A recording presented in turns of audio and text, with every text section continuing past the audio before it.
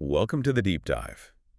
Today, we are opening up A.S. Neill's really radical blueprint for education, the story and philosophy behind Summerhill. This was a school founded way, way back in 1921 that operated and, still operates as a functioning democracy between students and staff. It's so much more than a school, really. It's like a living social document. When Neill first documented his experiment, he was proposing concepts that were just completely heretical to the early 20th century mindset. Absolutely heretical. He got rid of all the traditional pillars of schooling, fear, imposed religion, any kind of strict morality. But the one rule that stunned everyone back then, and honestly it still surprises people now, The big one. is the absolute freedom not to attend class. And that is the core conflict, isn't it? Every traditional school model is built on this idea of compulsory attendance, this belief that discipline is what creates learning. Neill just flips that completely on its head. He does. He says that discipline and, forced learning, that's actually what prevents true, sincere development. Exactly. So our mission today is to really dig into the source material, Neill's own accounts, and try to understand the central equation he was proposing, which is, if you eliminate the, let's call it, military-style structure of schools, and you replace it entirely with freedom and democracy, what is the actual outcome? What actually happens? Yeah, what's the measurable result? And is that result the happy, competent person Neill promised? Okay, let's unpack this with the first, and I think the most controversial idea, this freedom of the curriculum. We read that the timetable is there, but it's really only for the teachers. Students have the freedom to go or not go to lessons. Right. And some kids could spend days or weeks or even years just playing, building things, or doing basically nothing academic at all. And that's the most difficult idea for people outside Summerhill to really get their heads around. Yeah. Because it challenges this fundamental assumption that children are, inherently lazy and have to be coerced into learning. Right, that they won't do it otherwise. No. Neill believed the exact opposite. He thought if a child is allowed to develop freely, without adults constantly interfering, they'll develop to their fullest capacity, but on their own timeline. But wait, playing for years? Seriously. Yeah. Didn't the parents absolutely panic about that level of, what they'd see as academic neglect? Oh, they certainly did worry, but Neill stood firm on his priorities. He just wasn't focused on test scores. He famously said that he'd prefer a school to turn out a happy street sweeper than a neurotic scholar. Wow. For him, emotional well-being, that was the ultimate metric of success. And we see that principle play out so clearly in the case study of Jack.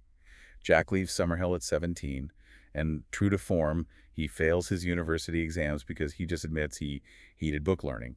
But then he goes on to succeed wildly as an engineer. And here's the crucial detail the source gives us. Jack's general manager calls him into the office one day, and the manager wasn't impressed by Jack's knowledge of history or French or anything like that.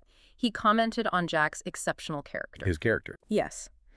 Specifically noting that Jack approached him with a feeling of being on equal standing and that he had this complete confidence. So the lack of traditional academic markers, it was just irrelevant in the end. The true metric of success for Neill was this personal confidence that the manager saw. The freedom to ignore subjects he hated actually built a character who knew his own value. Precisely. Who wasn't afraid of authority. Summerhill cultivated the personality that freedom built, not the temporary academic knowledge that forced compliance provides. Okay, so if that's how they handled lessons, the obvious next question is, how on earth did they handle rules? And that takes us right into this radical democracy's self-governance, which is maybe the purest definition of Summerhill as a community. This is where the equality becomes really, really clear. The weekly General Assembly, everything related to social life, rules, discipline, all of it was decided there. And the rule was simple. One person, one vote. One person, one vote. Right. Every staff member and every child, no matter their age, even a 6-year-old, gets one vote. And all votes carry the exact same weight. That's just astonishing. The headmaster of the school, the founder, having the exact same say as a child who can barely tie their own shoes. And Neill even provided evidence of this. He talked about how frequently his own proposals were just rejected.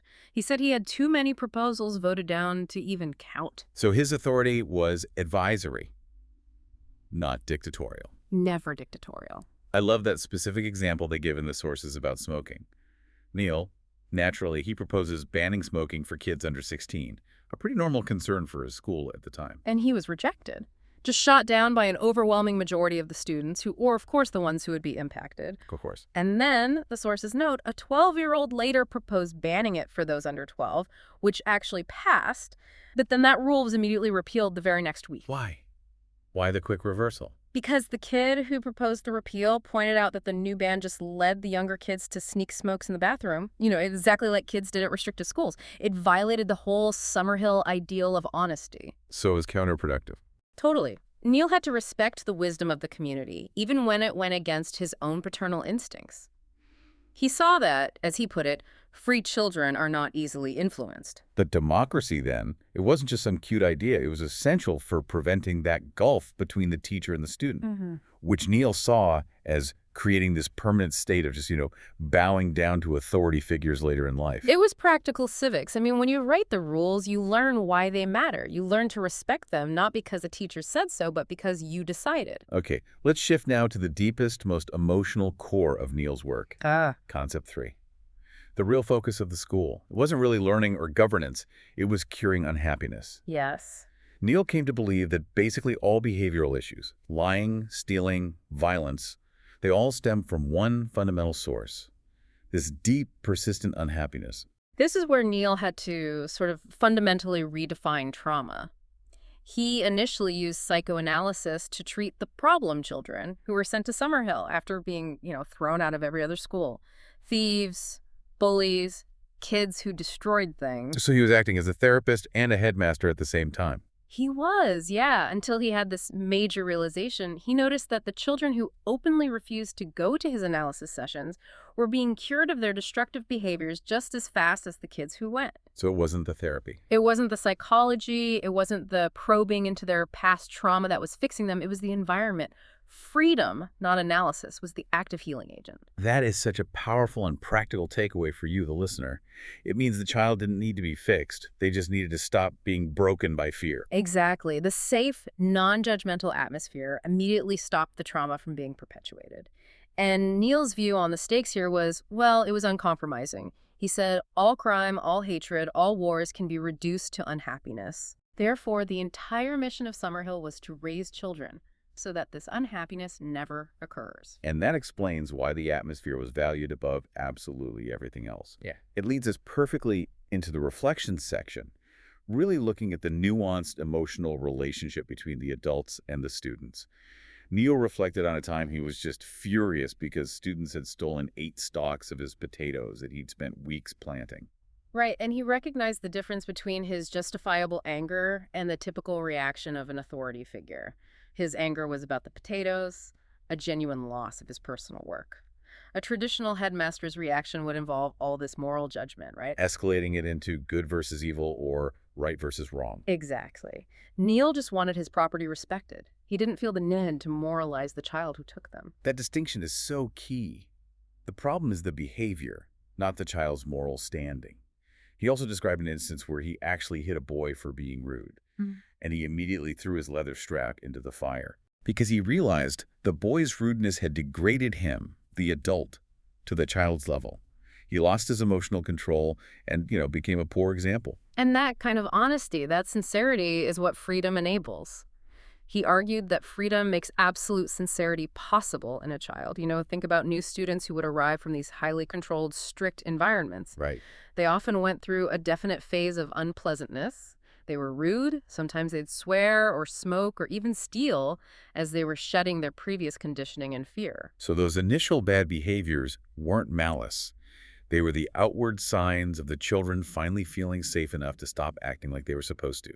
They were purging the fear. They were shedding the mask of the good, quiet child they were conditioned to be. Neill pointed out that sincerity is so crucial in society. We demand it from our politicians, our doctors, our judges.